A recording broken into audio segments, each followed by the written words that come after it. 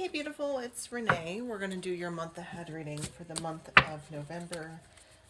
We have 4 weeks here in November. We had a couple days tagged on to the end of that last week of October. So I get a couple energies that will come in, channeled from Spirit. I'll share those with you as they come up, and also we'll draw a goddess card for the beginning of the month and the end of the month. We'll do tarot for all the weeks in the month, and what I'm doing right now is shuffling a chakra card from the Chakra Wisdom Oracle. And you will have an attached image that is the meditation that comes with this card. You can do it if you want. A lot of people find it helpful, but you don't have to. Of course, you don't have to do anything.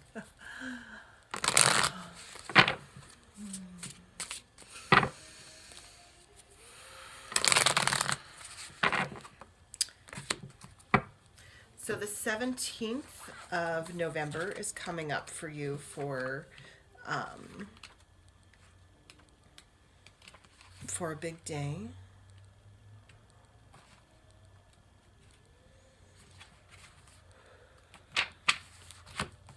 The color yellow for the solar plexus chakra, and the message here, and again, the deeper message will come in an image in your email. Inquiry and original thoughts are inspired by the angels in lemon yellow. Cut through and face the truth and surrender to a higher calling. There is collaboration here and a willingness to change one's mind. Try letting go of control.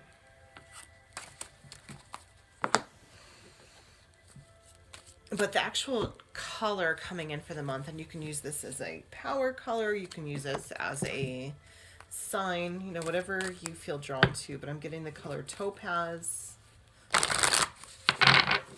I'm getting the animal, the beaver. So looking up some of the symbolism of the beaver for this month and seeing how it fits into your life, or using it as a sign.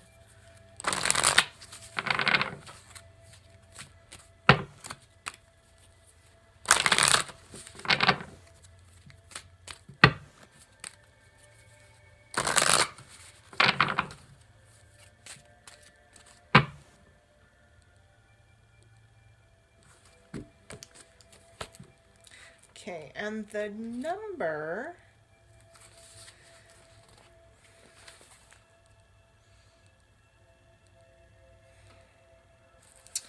so 928 is the number that's coming in from Spirit.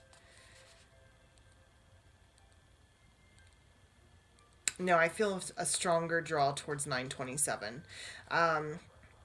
Trust and optimism are warranted. Your ideas are right on the mark moving forward. 927. And again, you can look up more information about those numbers online. That's just a little brief bit into those numbers for you for November. Okay, and then the two goddesses that have come in for this month, we have Ishtar and Artemis. Very cool. I like the way they look together. So Ishtar, I'm going to read to you the channeled message from the creator of this deck for both of these cards, and then we'll go into tarot. Oh, sorry, card. Sorry, Ishtar. Come back. Sorry.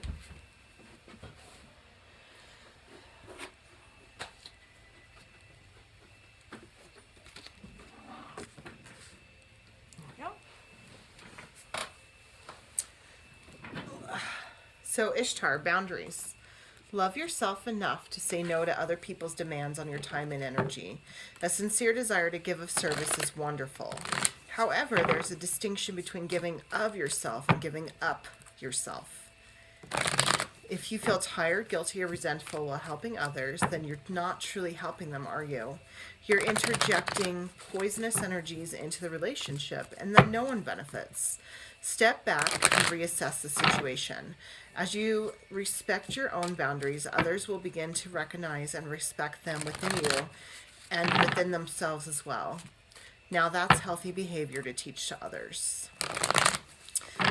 So about Ishtar, she's been worshipped and evoked since ancient Babylonian times as the embodiment of Venus's womanly energy. Ishtar represents the divine feminine in all of her aspects, including nurturing, mothering, sensuality, fertility, healing, protection, and wisdom. As a multidimensional goddess, Ishtar doesn't tire of helping men and women who call upon her for assistance. And then the other goddess to come up is Artemis. And we have the message of guardian. And this is more of going into the month, importance to place some boundaries around yourself, place some boundaries, not creating walls, not blocking or anything like that, but creating boundaries where, you're not constantly giving up yourself, giving up all your time, but you're also pursuing your own desires as well. So guardian, you and your loved ones are safe and spiritually protected. This comes in at the end of the month for Artemis. Like me, you have a sacred mission to spread love and light. Yet this isn't a position that comes from tension or worry. Instead, the gentle essence of a joyful heart and in light-hearted laughter sets your power into motion. Why would there be any tension in your mind or system unless you believe that you were somehow unsafe? And how could you be unsafe when you've called upon the spiritual warriors to watch over you? Your prayers have activated the flawless protection of heaven, so ease your mind of all cares and concerns and concentrate instead upon your holy mission. So the Greek goddess Artemis is the twin sister of Apollo, the sun god. She's a powerful tomboyish goddess who prefers to spend her time in the woods with the wild animals. Artemis has carried a bow and arrow ever since they were given to her in childhood, yet she never uses them to hurt anything. Rather, the energy of her bow and arrow is a talisman that helps her focus upon her thoughts and intentions, and she always reaches the mark of her manifestations. Artemis helps us concentrate and focus as well. She offers protection to all who call upon her, especially women and children. Okay.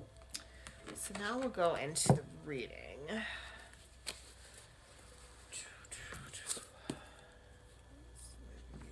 Okay.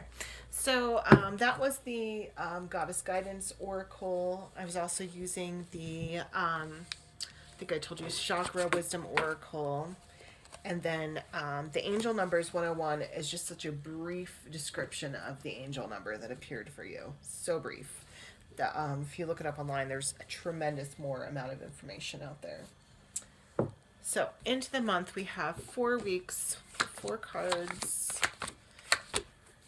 So it feels like the month opens a little rougher and closes better. Closes happier, more at ease.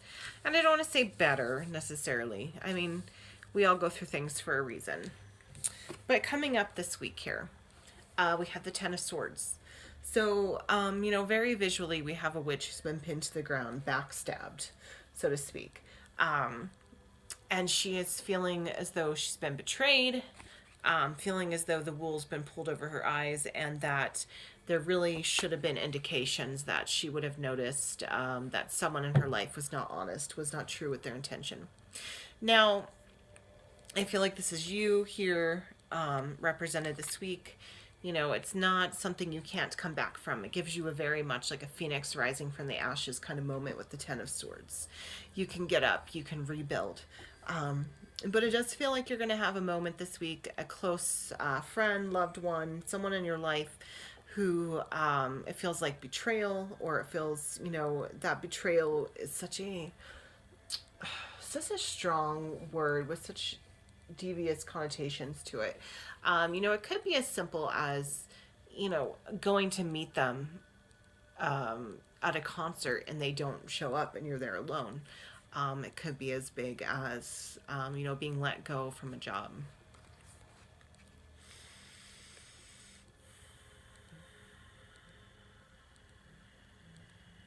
I'm getting Spirit of Raccoon here. I'm seeing Raccoon's face. I'm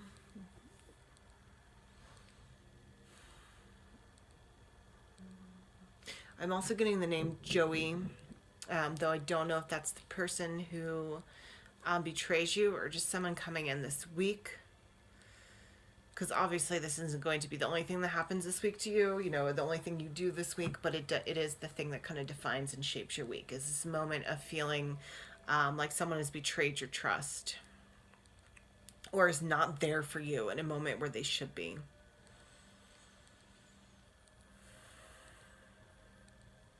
I'm getting the number 19 coming in this week.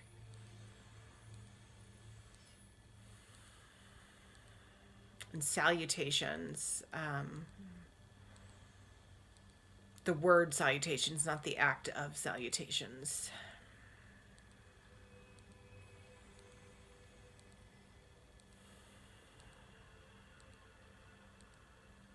And I'm feeling the crystal amethyst to keep with you this week.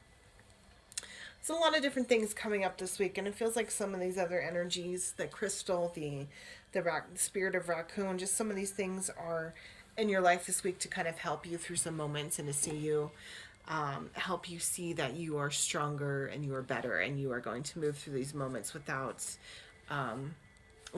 worry.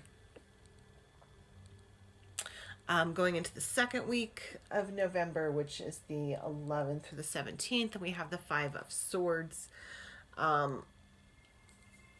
Just here this week, feels like competition, competition amongst close people in your life. You know, maybe these are coworkers, maybe it's competition between you and a loved one to get to some kind of goal first, some kind of result first.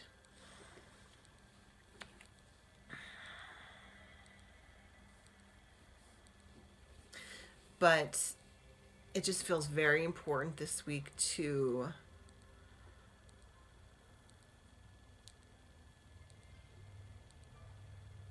not be in a moment of the ends justify the means. If that's the correct saying, not to run people over and not to go blindly after what you want. And also to know that other people may be going blindly after what they want, and they may forget how you feel or forget where you stand in all of this because they are going after something their heart desires. And so this may bring out some kind of negative competition type person inside of them. But just being careful of friendships and partnerships this week. Everyone can go after their goals without needing to be better than everyone else. And if it is a case of you being up for something, maybe at work or in a social circle where there's an actual goal at the end, only one person can do this, just, do your best, go after it, and don't do anything nefarious attached to it. But I do feel like there's just competition wrapped up in this week somehow. Going into the third week, and we have the Chariot, and that is the 18th through the 24th of November. So definitely a decision crossing your path this week. Not a small one, but one that's really going to affect something large, perhaps affect connection within family, affect something that is going to follow you around for some time. It doesn't feel like a decision you can make and walk away from, but a decision that you're going to make that is going to affect other people. And it feels like there may be, no matter what you choose, there's going to be happiness and sadness, but to just look at both sides of the situation and move forward. Don't expect other people to make this decision for you this week. Standing still is like basically the only sure way to fail at this. Moving forward in either direction is what you need to do.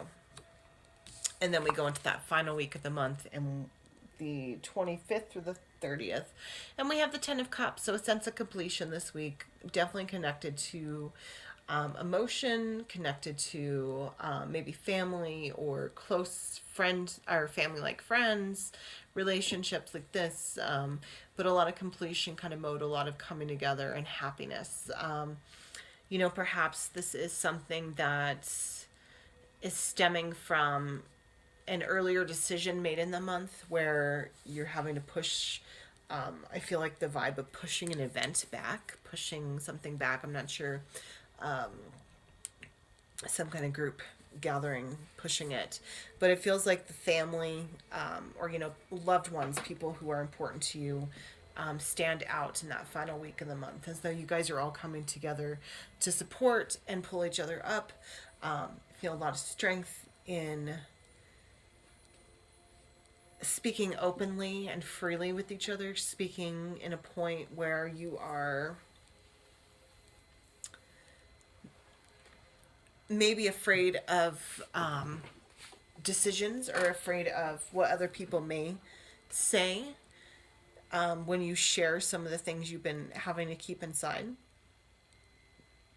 But knowing that in the long run, everyone's going to be more appreciative and they're going to be more supportive than you realize. And this may not even be your secrets, your inner self. Perhaps there's someone in your circle who you are a guiding light for, a sounding board, someone that they've been able to talk to and they feel like they can't talk to anyone else about it. And during this week, you're scared for them. You're scared that them putting it all out there, putting their heart on the line, is going to result in things becoming harder for them. But it feels like a lot of positive energy, a lot of positive reaction this week. Yeah, so that has been your month ahead for November. I hope you are having a beautiful day, and thank you so much for allowing me to read for you, sweetie. All right, bye.